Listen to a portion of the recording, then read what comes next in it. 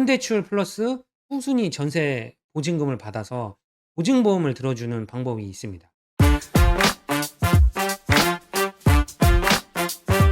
안녕하십니까, 흑도입니다. 오늘은 하이키에서 신규로 개발한 것이 있어 가지고 여러분들한테 소개를 해 드리려고 합니다. 그럼 확장 프로그램이라고 해서 실제로 우리가 물건을 검색하고 찾을 때 훨씬 더 빠르고 효율적으로 물건을 분석할 수 있는 프로그램이 있어서 여러분들한테 소개를 해 드리려고 합니다. 오늘 수강생이 낙찰받은 아파트 물건이 있는데 그 물건을 얼마나 잘 받았는지 한번 같이 분석을 해볼 거고요. 그 전에 간단하게 크롬 확장 프로그램에 대해서 설명을 해드릴 수 있도록 하겠습니다. 따라가 보실까요? 하이키 홈페이지에 들어와서 우측 상단에 보면 여기에 크롬 확장 프로그램이라고 나와 있습니다. 크롬 확장 프로그램을 선택을 하면 이런 화면을 보실 수가 있는데요.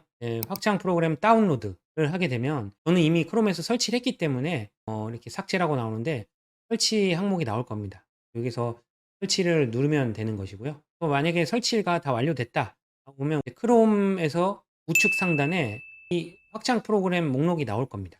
여기에서 스카이키, 네이버 부동산하고 옥션원이 이렇게 되어 있는데 이 두 가지가 모두 사용이 가능하다라는 겁니다. 실제로 어떻게 하면 사용할 수 있는지 예를 들어서 한번 보여드리도록 하겠습니다. 네이버 부동산에 들어와서 공 하나를 검색을 한번 해보고 상가에 대해서 만약에 내가 궁금하다라고 한다면 지금 크롬 확장 프로그램을 설치를 하였기 때문에 여기 평당 단가라든지 평수라든지 이런 정보가 한 번에 나올 수가 있는 것이고요. 실제로 내가 이 안에 있는 디테일한 상가를 한꺼번에 보고 싶다고 하면 이걸 클릭을 하면 이렇게 나오죠. 근데 왼쪽 위에 보면 요약이라고 되어 있는 이 작은 탭이 있습니다. 요거를 누르게 되면 36개의 매물의 평균 평당가가 한 번에 이렇게 나온다는 거죠. 그래서 직관적으로 이 부동산의 평당 단가를 한 방에 알 수 있는 장점이 있습니다. 2층 같은 경우는 평균이 58,000원이고 상층부는 53,000원이고 현재 나와 있는 총 매물의 평균과 최저와 최고를 한 번에 볼 수 있으면서 손쉽게 우리가 의사결정할 수 있다는 거죠. 옆에 건물을 한번 볼까요? 21개 누르면 지하는 24,000원, 2층은 42,000원, 상층부는 55,000원이래요. 그래서 이런 식으로 당연히 볼 수가 있고 이거는 이제 상가, 토지, 공장뿐만 아니라 아파트 등 모든 부동산이 가능하다라는 겁니다. 일단지 우방 아파트를 한번 보겠습니다. 우방 아파트를 이렇게 보면 이렇게 쭉 나오죠, 매물이. 그 요약을 딱 누르게 되면 그 면적별로 최저, 평균, 최고가가 이렇게 쭉 한 번에 나오게 돼요. 그래서 해당 단지 내에 최저가와 평균가를 알 수가 있기 때문에 우리가 직관적으로 이건 싸다, 비싸다 이런 정보를 손쉽게 알 수가 있다는 것이죠. 옥션원에서도 우리가 사용이 가능합니다. 서울에 있는 아파트를 한번 보겠습니다. 요거를 아무거나 한번 클릭을 해보면 이렇게 나오죠. 그러면 지금 평당 감정가는 4,942만 원이고 최저가는 3,954만 원까지 떨어진 이런 모습을 볼 수 있고 그리고 디스코를 누르면 디스코로도 바로 이렇게 연결이 되고요. 네이버를 눌러도 네이버 부동산으로 바로 연결이 된다라는 것이죠. 그렇기 때문에 평당 단가를 한 번에 쉽게 볼 수 있다는 측면에서 굉장히 유용하고 편리한 프로그램이라고 할 수 있겠습니다. 그러면 오늘 본격적으로 여러분들하고 소개해 볼 물건은요. 저희 수강생이 낙찰받았던 물건을 얼마나 잘 낙찰을 받았는지, 예상 수익은 어느 정도 거둘 수 있는지 등등에 대해서 같이 한번 알아보려고 합니다. 경기도 광명시 하안동에 있는 이편한 세상 센트럴빌 아파트고요. 108동 15층 3호 물건입니다. 그 물건을 쭉 보시게 되면 일반적인 그런 아파트죠. 거리 전경은 이렇고 호별 배치도는 남서향으로 이렇게 되어 있습니다. 방이 3개인 그런 아파트네요. 전자 지적도를 보게 되면 광명 이편한 센트럴빌 아파트로 입지로 따지면은 철산역에서 그리 멀지 않은 것 같아요. 그래서 도보로 보면 글쎄요. 도보로 10분에서 15분 정도면 충분하지 않을까라고 생각하는데 여기서도 그렇게 멀리 떨어져 있지 않고 그렇기 때문에 입지적으로는 상당히 좋다라고 볼 수 있습니다. 그러면 우리가 이 아파트를 낙찰을 받았잖아요. 실제 실거래라든지 네이버 호가를 보고 얼마나 우리가 물건을 낙찰을 잘 받았는지를 한번 봐야겠죠.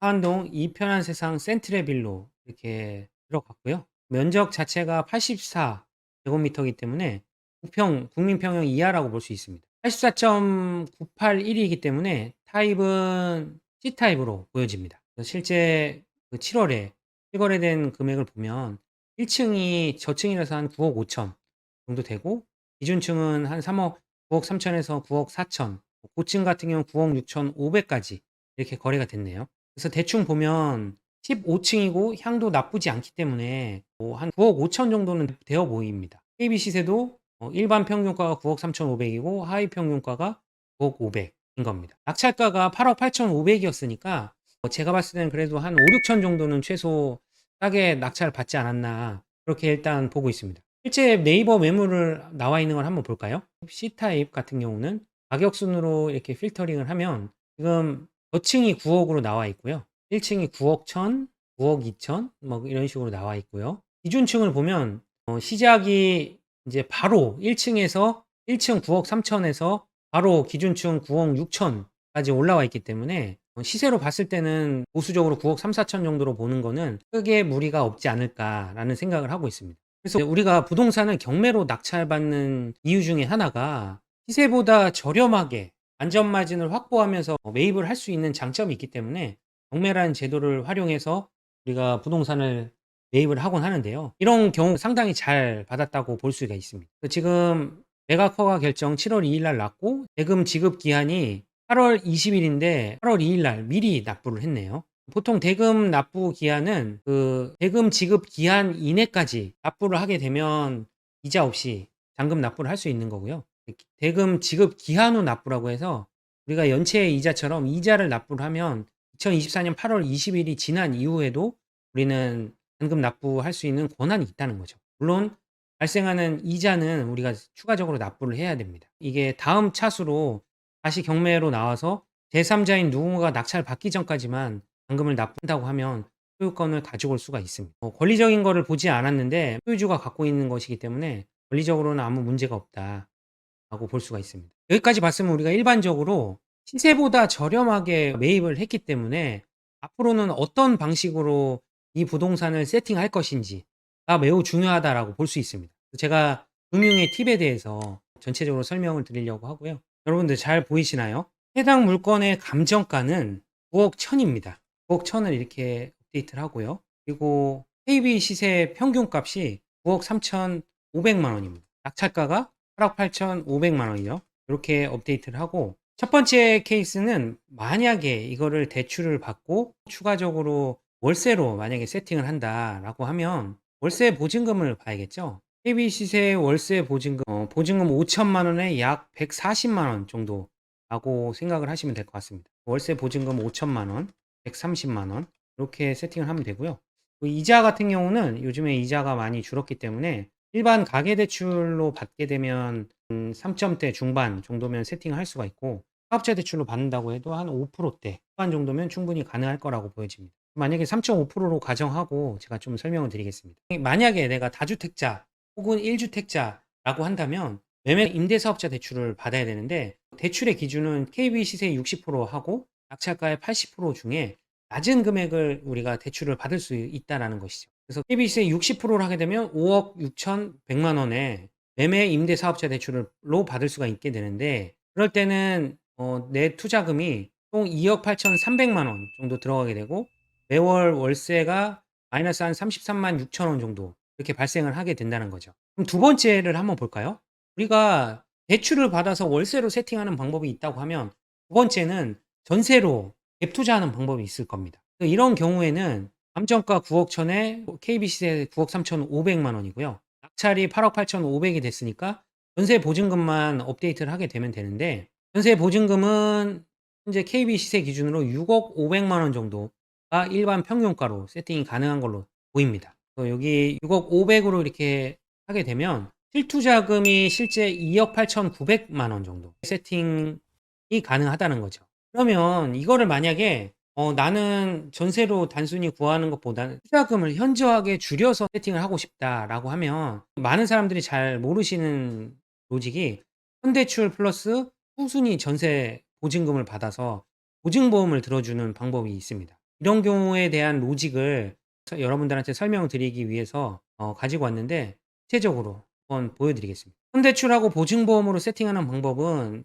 전세 많이 귀하거나 전세 시세가 오르는 그런 과정에 있을 때 임대인이 투자금을 최소화하면서 대출 플러스 전세 구조로 세팅하는 방법이고요. 실제로 많은 지역에서 이런 방법을 통해서 세팅을 많이 하고 있습니다. 투자자라고 하면 이런 방법을 알고 투자하는 것이 굉장히 바람직하겠죠. 구체적으로 볼까요? 감정가 9억 천에 KB세 9억 3,500인데 여기서 추가적으로 설명을 드릴 거는 아파트의 KB 시세로 우리가 판단을 하게 돼요. 그러면 전세 보증 한도는 KB 시세의 90%만큼을 우리가 들 수 있습니다. 그래서 9억 3,500만 원에 90%를 하게 되면 8억 4,100만 원의 보증 한도가 되는데 이 보증 한도 안에 포함되어 있는 거는 근저당 같은 대출, 가압류, 뭐 그런 권리적인 하자 플러스 전세 보증금 이 모든 것이 합쳐진 금액이 8억 4,100만 원을 넘지 않으면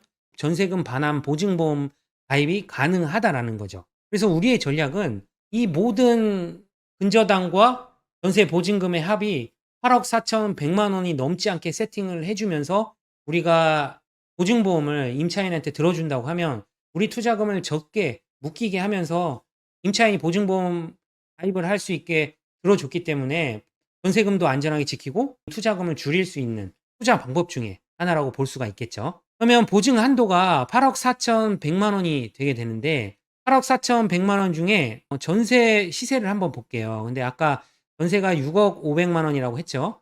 근데 저는 이제 시세가 6억 500만 원이라고 하더라도 조금 저렴하게 줘야 되기 때문에 일단 70%만 반영을 했습니다. 4억 2,350만 원만 반영을 하게 되면 실제 보증 한도에서 전세 보증금을 뺀 금액이 대출 금액이 되겠죠. 이게 대출 원금이 아닙니다. 이 부분을 조심해야 돼요. 채권 최고액이 여기 나와 있듯이 4억 1,750만 원이 되게 되는 거고요. 우리가 대출을 받게 되면 보통 설정이라는 걸 하게 되는데 110%, 120%, 130% 이렇게 설정을 보통 하거든요.